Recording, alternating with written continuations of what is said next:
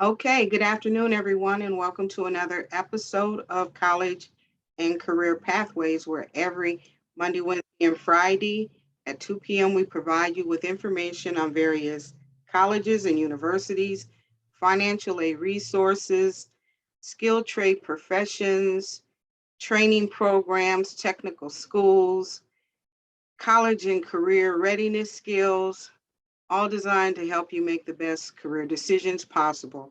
I'm Tony Cureton, your host, and today we are back with Michigan Schools and Government Credit Union, and they are continuing our financial literacy series. And today we're going to be discussing buying a used car.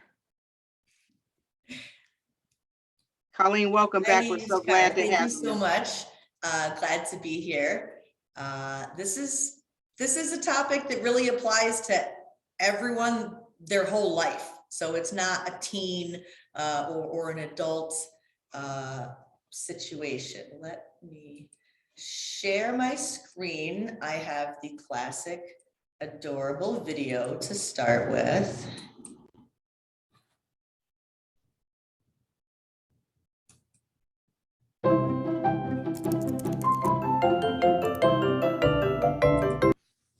Okay, whoops.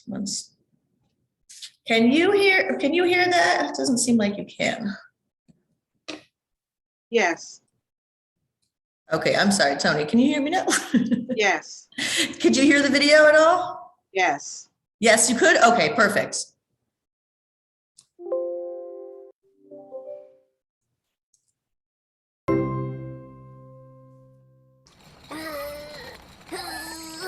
Yeesh, I really need a car. Hi! Hello there! Hold on a minute. Have I got the perfect vehicle for you? Is that a question? No question about it. Here's your dream car. It's compact, high-tech, only driven by Grandma on Sundays. No offense or anything, but I think I'm better off buying something brand new. On the contrary, did you know that a new vehicle can lose almost half its value in the first few years? What? Seriously? That brand new car you're thinking of buying starts losing value the moment you drive it off the lot and loses the most value in the first few years. That's why buying a car that's a few years old can be a great way to save some cash. It's all right here in my trusty blue book. But I don't know where that car's been. Ugh.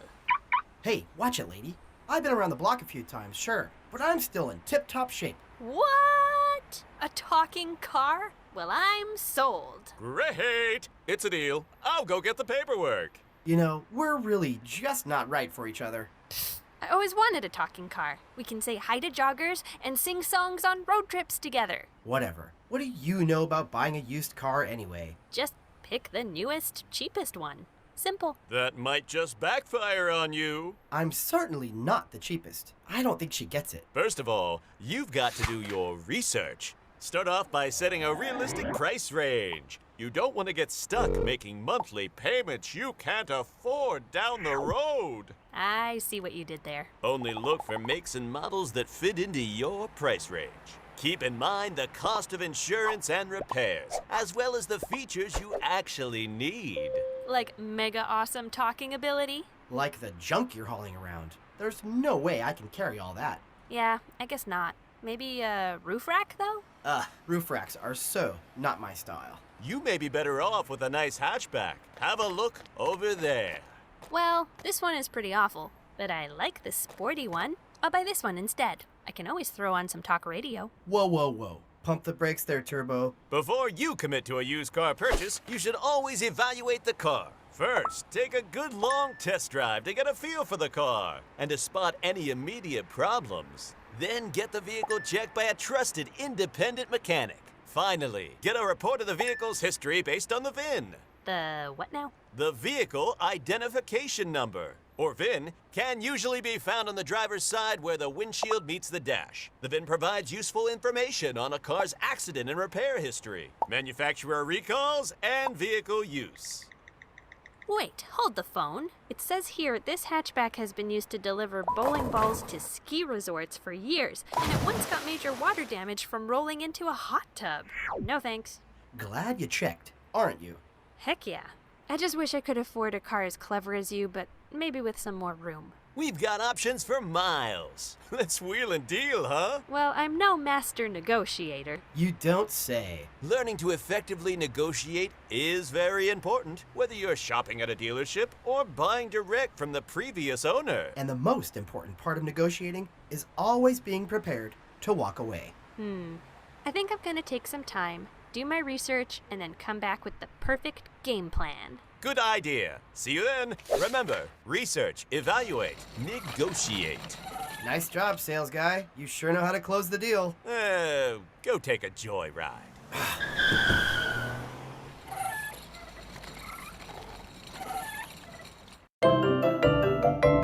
La la la la la la la la la la la la la la la la la la la la.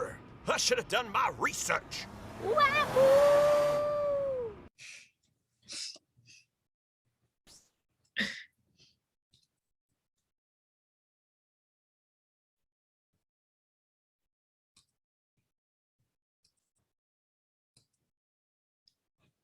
Okay, can you see the buying a used car presentation slides now? Yes. Okay, perfect. So this is a simple guide to helping you along the way to buying a car. Buying a used car is usually done with a lot of time and careful and research, or very hastily. You total your car, you need to get a replacement quick, so you kind of settle for something, or you pay more because you don't have time to shop around. So knowing skills, having this knowledge ahead of time can help you the next time you're buying a car, whether you intended to buy one or not.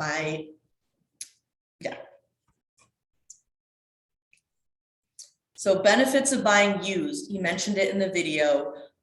New cars lose value really quickly. And what's considered a new car? A new car is a never titled car.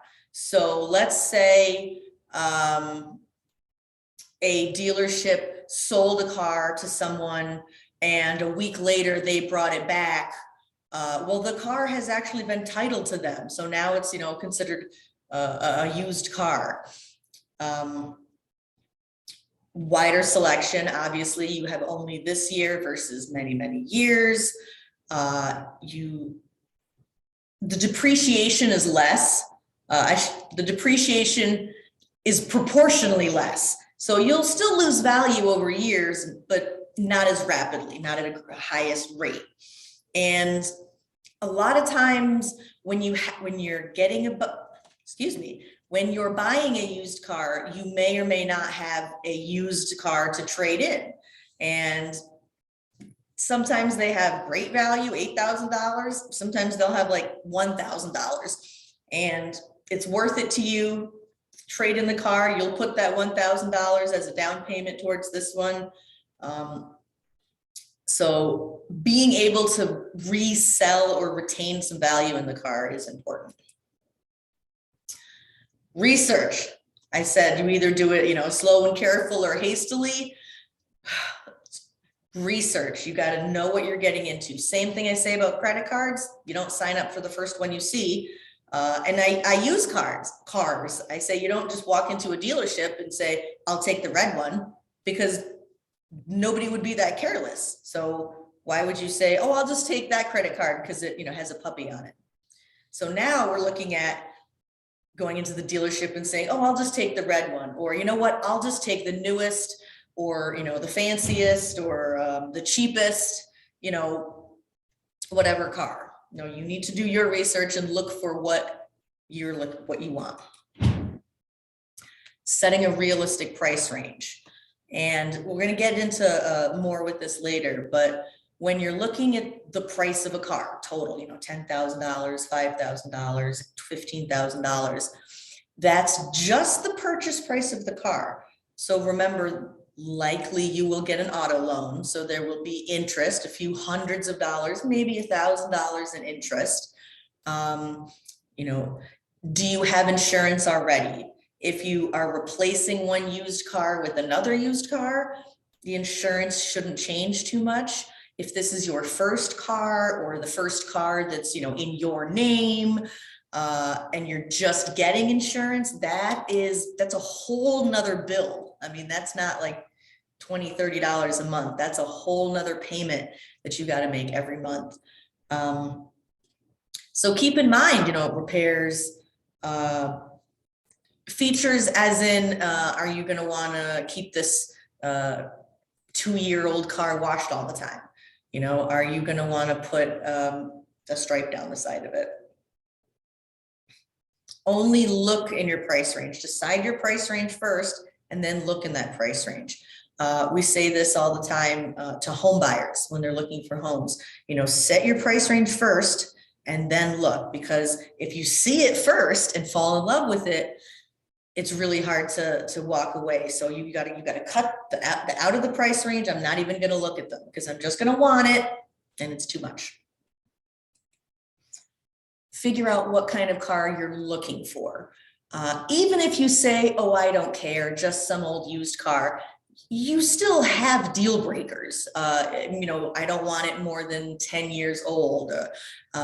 Personally, every car I've owned has 4-wheel drive and cloth seats. Those are my 2 deal breakers. They got to have 4-wheel drive.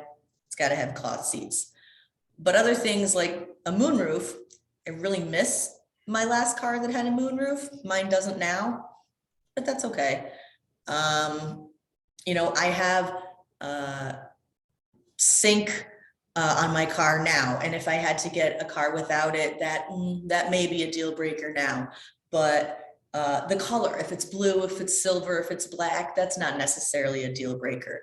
So think of what are your deal breakers. Like I said, 4-wheel drive, it's got to be 4-wheel drive. Don't bother showing me anything that's 2-wheel drive. Don't bother showing me anything with leather seats. Are you going to be hauling a lot of stuff? Personally, we travel to do presentations a lot, and we used to have tons of stuff to carry around with us. Now we do so many virtual. Are you going to be towing? Maybe are you going to be towing? If you might be towing something, you want to set yourself up to be able to. Not, I can't because I don't have a car that's able to. How many people? Is it practical? My fiance has a 3-door car, and it drives me crazy that there's no 4th door, and you're just so used to it, but he thinks it's great. If you have a family, you'll probably want that 4th door. So getting financing. So you've thought your budget through, you've looked into, let's say insurance is $100 a month, and you can afford $200 a month in a payment. Okay, so $300 a month, times how many years is, how many years, 5 years.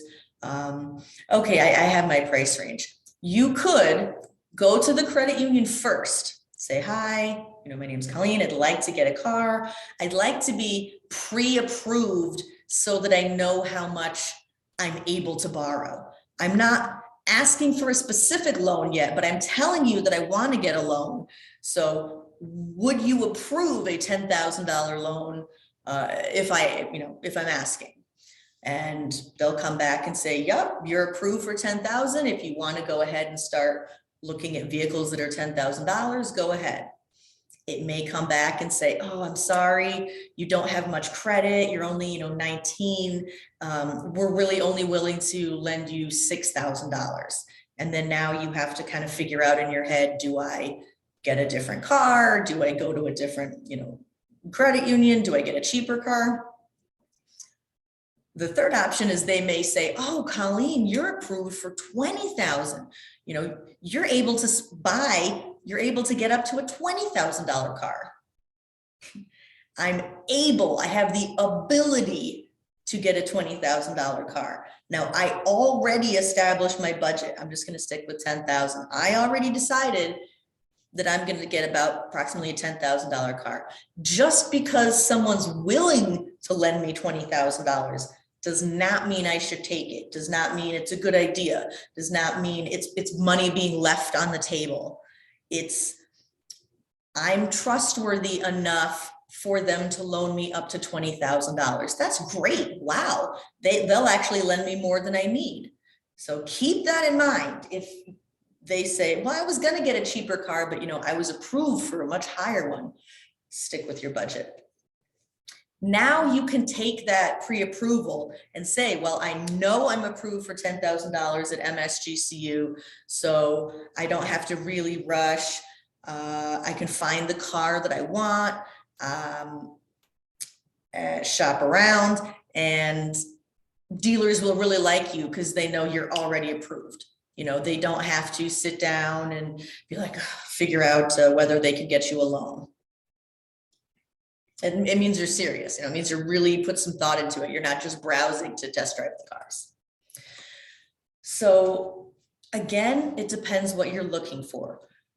Anytime I've bought a vehicle, I've known exactly what I wanted. They've all been different, but I've known exactly what I wanted. I wanted a black Ranger, style side extended cab. I wanted a, what was the other one? A Chevy Blazer. I wanted a Jeep Cherokee. So if you have, I want a Jeep Cherokee. Okay, look around in the area, the larger area, look for what you want. You don't have to get the Cherokee with the leather seats that's local. You can talk to the guy, 100 miles away, or research a dealership. I bought my last vehicle at a dealership in Ann Arbor. I'm never in Ann Arbor, but they happen to have, at their dealer used lot, a hybrid blue Escape that I was looking for. So don't condense yourself to don't limit yourself just to the local area that you're in. And feel like you can find the car you want. The ability today, before, if it's, you don't have it in the local paper, I don't know if you can find it now. With the internet, you can find anything. Now, this is an important piece of the puzzle. You may be purposefully only looking in dealerships, used car dealerships or new and used dealerships. You look there, you want that kind of new car. I'm a big proponent of dealer used. They're like 2-3 years old.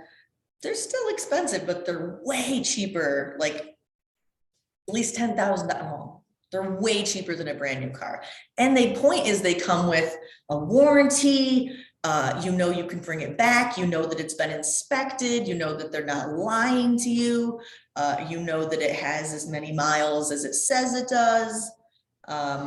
With dealers, you can negotiate. You can maybe say, okay, I'll pay that price, but I want free oil changes for a year. Or you could say, I want you to, add a tow package or add a trailer hitch before I'll buy it, or take $500 off the total. You have that leeway with dealers. Maybe they can do a special wash and wax on it. And again, trade-ins. If you're going to a dealership, your trade-in has value to them. It may not be a lot, but it has some value to them for them to resell. If you are looking at a private seller, being family member, a neighbor, a random person, you saw a car with a for sale sign on the street, you looked on Auto Trader, really any, non-dealership, non-company. Now, because dealerships include that guarantee, that warranty, that proof of inspection, proof that the safety is good to go, proof that the brakes are good to go, a private seller does not have to do that. They're selling the car as is, as in, I'm going to tell you what condition it's in, but you can believe me or not. When you buy the car, don't come back to me if it breaks down. It's just the agreement that happens with a private sale vehicle. Now, Curbstoning is the practice of somebody really masquerading as a private seller, where they have multiple cars and they're more or less a dealership, but they're just selling each car as a private seller. And in that case, they're just trying to get out of the warranty and the safety requirements. So a trick, when you call, when you email to say, oh, hi, I'm Colleen, I'm interested in the car you have for sale. And you're only referring to it as the car. I think 90% of the time, a private seller who's selling a car they should know exactly what car you're talking about. If they say, oh, which car, you're selling more than one car, be wary of that. Kind of stay away from that. That seems very shady. On the other hand, private sellers, individual people, it's not as salesy. You can kind of make the decision on your own without someone really, calling you and reminding you, and this is a great deal, you can't pass this up, or, I can make it work for you. You can work in a calmer area, if that kind of makes sense. You can really ask questions about it and feel like you're maybe getting an honest answer. You talk to someone face to face and they say, yes, I'm the one that's driven this car for 10 years, or 5 years, I'm the one that's done this many oil changes. I can tell you some of the things about it that I love, that I dislike. So you can have that knowledge with the owner and know, or at least get a better sense of how it was taken care of.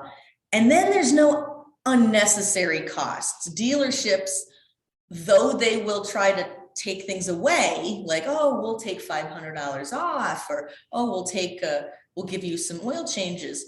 They will just as easily try to add on a bunch of fees. I was shocked. I was blown away when I bought my last vehicle at the used car dealership in Ann Arbor. When I was signing the final paperwork, it had never been brought up, never mentioned a warranty, because this car's older than a few years old. So I was well aware there wouldn't be a warranty. And they had all these papers to sign in front of me, including a tire warranty, an engine warranty, a transmission warranty. And I was asking, what is all this? And, oh, that's to protect this and this. And well, I don't want this, I don't have to have this. And they're like, no, it's just optional. But it really wasn't presented as optional. I had to kind of get it out of them that, oh, you're just trying to get me to, purchase these things. If you really want tire protection, great. Look it over, ask questions, see if it works for you. But it is not required. I could have very easily, I could have signed off and been like, well, I guess, they said it's part of the car. They said it's part of the deal, or the dealer said I had to sign these. Know what you're signing, ask questions. You'll hear me say that 1,000 times, ask questions. It's much better to ask the question now and be a little embarrassed or mad than get the car and be like, oh, just have that regret. Also, well, okay, I think we kind of covered this here. Consumer protection. If you find out there was fraud, if you do a Carfax report and you find out, the vehicle has been rolled back miles, not has been rolled back miles, but they told you that they replaced all the brakes and you believed them. And then now when you take it to the shop, turns out they didn't replace the brakes. Well, you can't do anything about that. You can't sue them and say, you lied to me. You bought the car as is. You didn't have it looked at before the purchase. If they roll back the miles, that's actually a crime. Dealers can be high pressure. They can make you feel obligated. They can make you feel guilty. They can make you feel like you're taking up their time, and you know, they're just trying to help you, and all I want to do is help you. And a lot of times you end up, you know, feeling like you need to get a purchase because it makes the salesperson happy, you know, whether it's a shirt or, you know, you should really try the lamb. Try the lamb. It's still, you're like, okay, sure, I guess I'll try the lamb. A car is a very expensive purchase, and never feel obligated, you know, oh, well, they're such a nice person, you know, like, well, they really think it's best for me. Who are they? They've known you for how long? Evaluating the car once you get it, once you see it in person, again, you know, in person, kick the tires, look if there's cracks in the window or, you know, cracks in the windshield. Look if parts have been spray painted. You know, does it look like something's been hidden? Does it look like there was tape? If something, you know, was previously taped.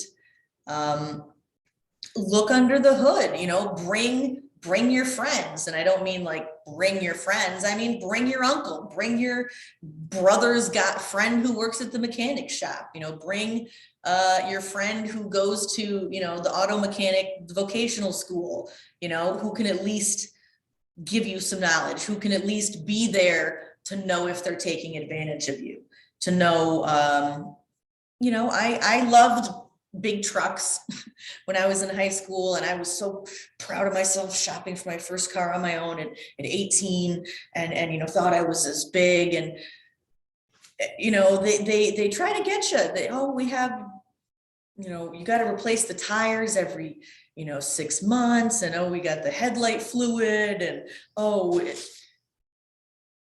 you may not know a lot about that car or that engine, or they may purposely be kind of spewing codes and information at you that you don't really understand to make you feel like, oh, these must be good things. And I just don't understand. Ask questions. Get the car checked out first. If it comes from a dealership, great. If it's not from a dealership and it comes from a private seller, it's at your expense. If you want a mechanic to look at the car and give it the okay before you buy it, that's fine, but you have to pay for that mechanic. You have to arrange for that to happen. And maybe have, you know, an arrangement with the seller. Say, you know what, I'm interested, I really want it, but it's contingent upon this, you know, inspection.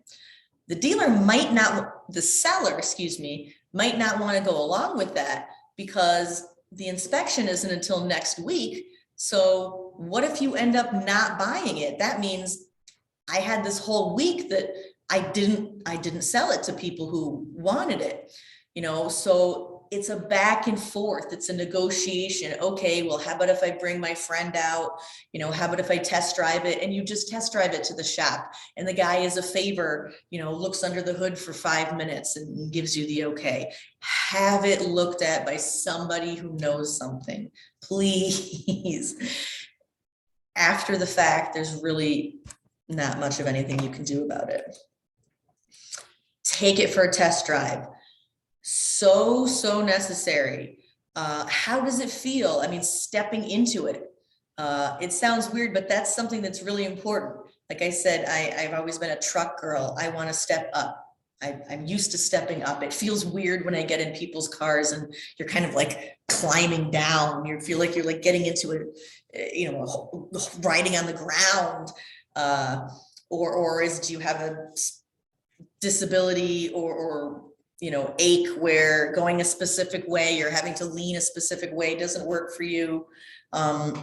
What's the vision? You know, the windshields sometimes, you know, have diagonal ones here. They sometimes go this way. There's so many little details, whether, you know, switching the gears, is it the, you know, the steering wheel or by hand? Maybe it doesn't matter to you, but you need to get a feel for the car. You need to drive it. Is this something I could see myself doing all the time?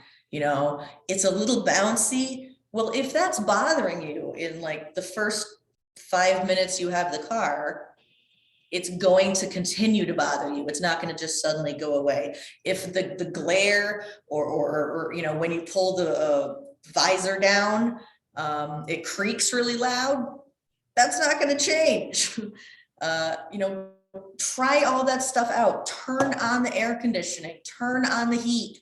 A lot of people forget that, you know, they don't turn on the radio, they just worry about the drive. You know, turn some windshield wiper fluid on. You know, go on the highway, go on side streets, you know, test out the brakes at stop signs. Really, you know, give it an inspection. You know, this is a big decision, whether it's a $2,000 car or a $25,000 car. It's a big decision for you that you're going to, you know, live with for the next however long. So take the time, ask questions. You know, is the mirror broken in the head, not the headrest, but the visor, the flip down visor? You know, is there some weird smell in the back? Sometimes there's a smell that you miss because they try to, you know, in and out, check it out, go for a minute and then get out. But if, you know, when you buy it and the more you're in it, and, you know, driving for 45 minutes, you're like, man, there's a weird smell in here. Oh, well, so test drive the vehicle. Even if it's a private seller, the private seller should definitely be willing to let you test drive it. If they're not willing to let you test drive it, that's a red flag. It's not definitely a bad decision, but it's a red flag for sure. Why don't you want me to try it? Now, if the seller wants to come with you, that's fine. Just to say, hey, I'm going to go take your car for a while. That's a lot to ask. Maybe you say, you know, come with me. Let me drive around the block for a little bit. Or, you know, let me take it for a minute and I'll leave my buddy here because, you know, I have to come back for him. Or, you know, they take a picture of your driver's license before you take it. Ask for a test drive, even if it's a private seller. If they say, oh, well, it's dirty, it's got my kid stuff in it. I don't care. I'm taking the kid stuff out. I just want to see what it drives like. I just want to see if it's smooth. I just want to see how it takes corners. I want to see, you know, what the bass sounds like. You know, it's like you're dating someone. If you're dating someone, you ask 1,000 questions. This is a car that you're going to have a relationship with, that you're going to be seeing probably every day. So make sure you think you got a future together. Again, having the alignment looked at, where you're driving and maybe you let go of the steering wheel for a second. Does it keep going straight or does it start veering to one side or the other? You know, trying the brakes. Does it feel like you're probably going to have to get new brakes really soon? Or does it, oh, wow, it's jerky. Those are some good brakes. Those must be new brakes. Check the oil, check the dipstick, you know, check the fans running, really anything, have it looked at. You should feel confident about your decision because you have put so much thought into it by the time you say, yes, I'll take it. Vehicle history report. And this is extremely important. As I mentioned, rolling back miles is a crime. As I usually do, I have a story. So my first car when I was 18, I was so excited. I knew exactly what I wanted. I wanted a black full-size Bronco. And I found my black full-size Bronco at this, you know, it was like a used car lot, like a Sam's Sales or, you know, something like that. And the guy just, oh, this is so great. It's, you know, my guy's just fixed it up. It's perfect. It runs great. And I test drove it and it was okay. And, you know, I was so excited and I bought it, you know, and I didn't want to bring my dad, you know, I wanted to do this on my own. Well, I really should have had it looked at first because I brought it to, you know, our family mechanic really as soon as I got it. Oh, and the things he found, the lies I was told of, you know, the sludge. It looked like the oil hadn't been changed in years. It was just, you know, solid or thick sludge. things were spray painted, but it was a private seller. So I bought it as is. I was screwed. Well, we did a vehicle this was when Carfax was kind of just getting started. You run the vehicle number, and sure enough, we noticed that however many years before, it had been sold for like even less miles, or the miles, the miles clearly were like thousands, 50,000 miles off. So now we actually had a crime that we could prove and bring, the police over and say, you're taking this car back, because we got some fraud here. But it was a tough lesson, because that was going to be the car that I took to college with me, and I didn't get a car. I didn't get to take a car to college, and I should have handled it much differently. And I have only a few pictures of that Bronco, and I miss it. And I could have saved myself all of that if I had just had work, listened to it and had some workshops like this.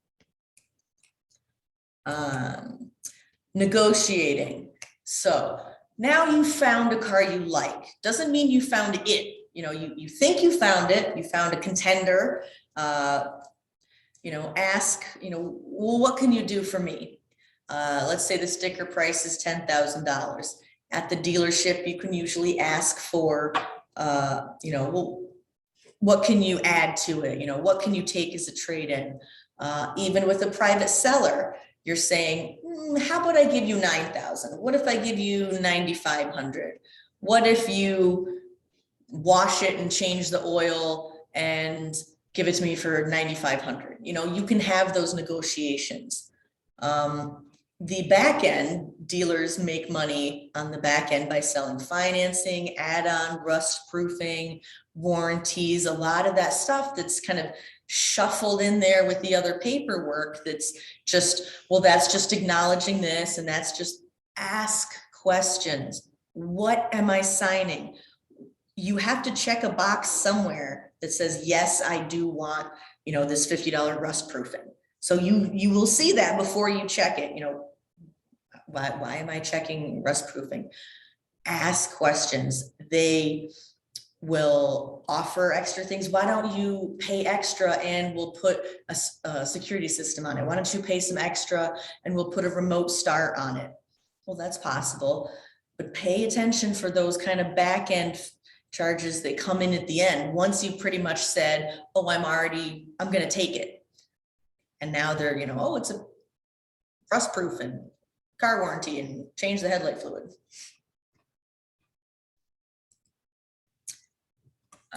Research the price. You found the car that you like. You've compared with other vehicles. The Kelley Blue Book, did you mention Kelley Blue Book, kbb.com. Look up, you can use the VIN number, the vehicle identification number, and it'll show you, well, it'll tell you the value. It'll say, well, it's this many years old, based on its condition, based on the type of engine, based on, how popular it is, all of these different factors. It's probably worth about this much, and that number is going to be closer to what a private seller is going for. A dealer is going to want to make some money on it, so they're going to sell it for a little higher than the Kelley Blue Book. So if you are going to a dealership, know and acknowledge that you may be able to find the same car for less with a different seller. If you see it offered for less, let's say I found the car I want, and there's a really, really similar car that's, a couple $1,000s cheaper at a different dealership. So I say, I've researched pricing and I can get basically the same car over here for this much. What are you going to do to keep me to buy this car? Because otherwise I'm just going to go that one. And they may say, we'll lower the price to match a different dealer or to keep you here, or they add money on top just so they can be nice and say, I'm going to take 5% off just for you. Or, you know what, I'm going to take $500 off just for you. And you think they're doing this great favor. Well, they included that $500 in the price, knowing at some point they're probably going to do that. So keep all of those things in mind. You know, you may be willing to pay more, but look at the value. If you're looking for a $10,000 car and the car that you found, the full-size Bronco, which you're not going to find for $10,000, is only worth $5,000. I mean, bring that up. Why should I pay $10,000? This car is not worth $10,000. Someone might say, well, it's sentimentally worth that much to me. Okay, well, then I'm not going to buy it from you.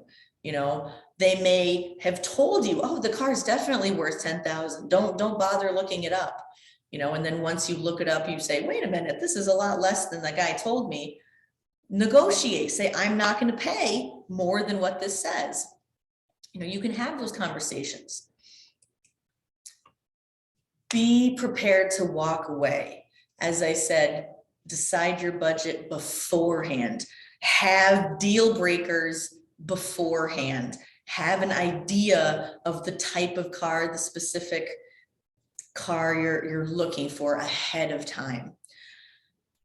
It's easy to get swept up. It's easy to like a new vehicle. It's easy to, you know, you hear a new sound system, something new, something shiny. You have to be prepared to walk away. It's hard. And like I said, oh, this guy's so nice to me. I feel bad. I've been taking up his whole afternoon. He's been running all these numbers for me. You know, he keeps calling me every time they get a new car in, trying to get me to buy it. I should really just get a car from this guy. No. Any car you look at, any car that you like, that you express interest, that you're like, you know what, I really think this might be the one. They hear you say, oh, this is the one. If they're not willing to let you go home and sleep on it and come back tomorrow, that's another red flag, right? Well, you want to buy it. Great, let's do it today. And you say, well, let me think about it. I need tonight. I need one more day. I'm pretty sure, but I'll come back tomorrow, or I'll give you a decision tomorrow. If they say, no, someone else is coming tonight. You have to buy it right now, or it's not going to be here tomorrow, or it's a very rushed sale to make sure that you buy it before you change your mind, that's a red flag.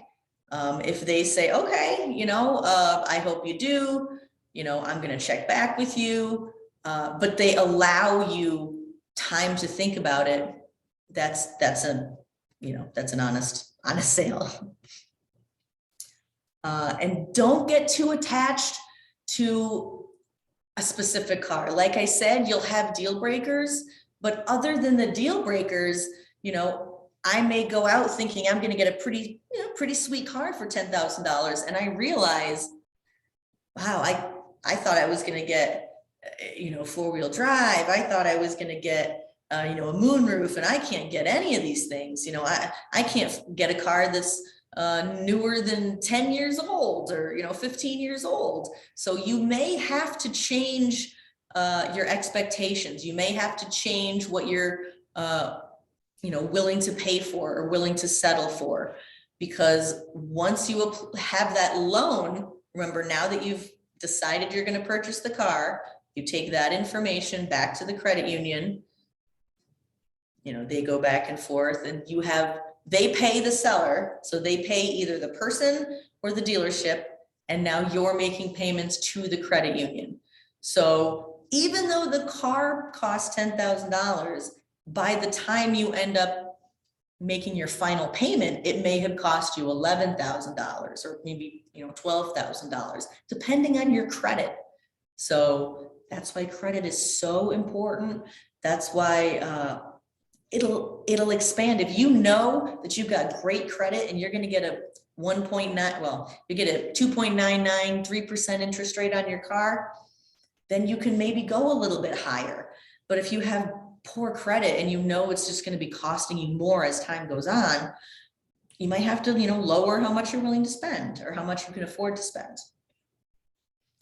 Are there any questions about buying a used car? It can be complicated. It can sound complicated, but just think of it simply. You're looking for a mate. I'm looking for a friend. Is it reliable? Is it safe? How does it treat me? Is it comfortable to be around? All of the basic things that you would want, in a friend. Colleen, I have a question. When you were speaking about the dealership automatically proportions 20% in the cost because their intent is to pretend like they're lowering the cost of the car, but they really aren't because they've already built that percentage in. Did I understand that correctly? Yes, in the same way, I know some stores have been accused of doing that, where they'll show a price tag that says, full price $96, but we're selling it on sale for $45. But if you were to look up that, item at many, many other stores, nobody sells it for more than $50. But you're trying to tell me that it's worth $95, and that I'm saving that much. So if they offer a car, oh, well, it's worth $20,000, but you know what? I'll give it to you for, 15, or I'll give it to you for 10. So you're already thinking you're getting a deal. But definitely there will be cushioning built on top. That they know they can go down, a certain percentage, or they know that they sold a car for full price yesterday, so they can give you maybe a little better deal and still make their, monthly numbers. So just be wary. It doesn't mean they're always trying to trick you. It doesn't mean anything they're offering you isn't valuable, but it may not be quite as generous as you think. It may not be quite as, beneficial as they're implying. Look up the value of the car. If they say they're going to knock $2,000 off, but that price still ends up being what the value is, are they really giving you a deal, or are they making you feel like they're giving you a deal? Okay. That's really good to know. Any questions, you guys?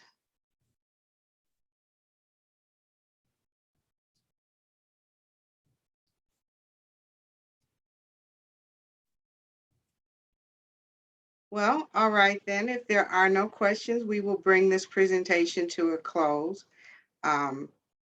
Again, excellent presentation, Colleen. Always very insightful.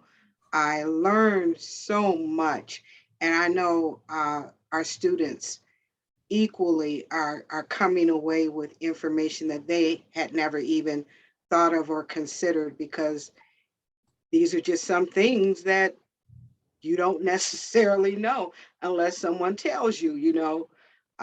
So again, great presentation.